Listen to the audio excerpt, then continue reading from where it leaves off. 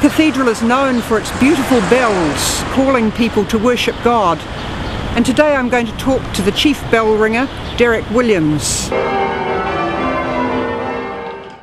So thank you very much, Derek, for letting me come to this beautiful place of worship to talk to you about bell ringing, a fascinating subject. How did you become interested in bell ringing? Well, I was a member of the church when I was young. I was brought up as part of a parish church in Oswestry in Shropshire in England, and I couldn't really take part in some things because I can't sing, so I couldn't join the choir, and I was fairly shy, so I didn't want to be up in front of everybody. But when I was about 15, a friend suggested that I might like to try bell ringing, and I went up and had a try, and I enjoyed it. Found I was reasonably successful at it. It provided sociability, it provided some mental exercise and some physical exercise.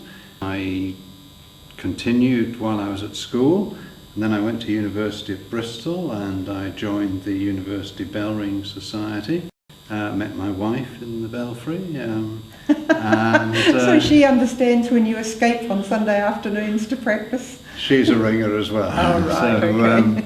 Yes, she understands what I'm doing. Yes. And then I rang while we were in England in various places, and then we emigrated to New Zealand, and we were in Palmerston North, where there aren't any ringable bells. But we decided to retire down here, partly because we like Wellington, and partly because there are two sets of ringable bells here.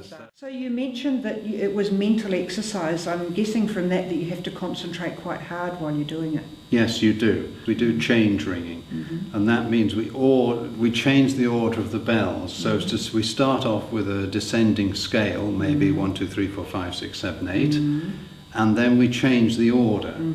And you can change the order in a large number of ways, and how you change the order is known as ringing a method, and there are lots and lots of methods, and you learn each method. So do the people have to know that off by heart, or do they have some kind of music? No, you learn it off by heart. Oh, wow. There is something called a peal, and perhaps later you can change the camera and look at the peal boards. We'll do that. The peal boards will show you that a peal is more than 5,000 changes, and it takes around 3 hours, maybe 3.5 hours, for which you have to concentrate. And one of the rules of peal ringing is that you are not allowed visual aids. You're not allowed any outside help. So yes, part of the exercise is learning and remembering the methods, yes. And do you have many people come here wanting to join in to ring the bells? Well, unfortunately, we don't have a lot of people who want to come and ring the bells, and that's a great pity. We'd love to have lots and lots of people. Anyone who wants to have a go is very welcome. One of the problems we have is that it takes a little while to learn to ring a bell and to learn methods. It's not physically strenuous. Physically, it's quite gentle. I know you practice on a Sunday afternoon, but what about other days? Do you practice any other days? Well, we would like to say we don't practice on a Sunday.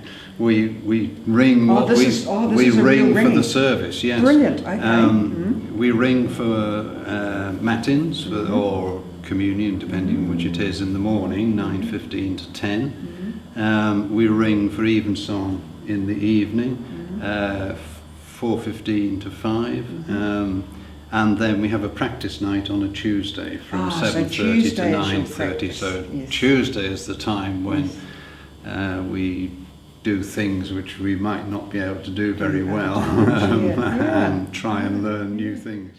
This is one of the peal boards that used to hang in the church of St Edmunds in Northamptonshire in England. The bells here were partly bought from Northamptonshire. There were 8 bells there, and the church became redundant, so the bells became redundant, and Dean Thomas bought them and then augmented them with extra bells to create the 12 bells plus the 2 semitones that we've got here. Do they turn right over or do they just ring like they are? They turn right over. This bell here is hanging with the mouth down, and if you just pull the rope with that, it will swing, but there's no way that you can stop it. Right. That's no good if you want to change the order of the bells. You've got to be able to pause and wait for a bell coming in front of you. If you look at these bells over here, you'll see that their mouth is upwards.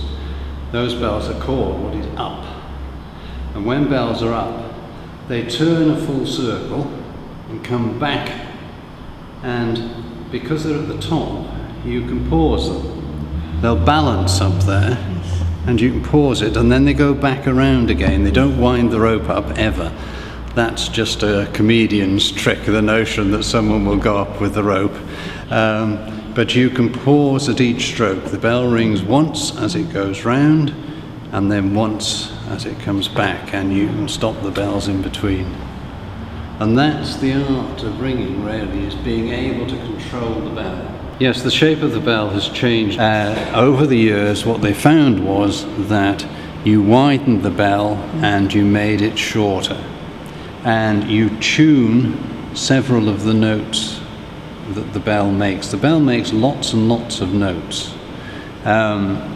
You tune 5 of them to make the actual bell sound. And one of the interesting things about bells is that the note you hear is not actually produced at all by the bell.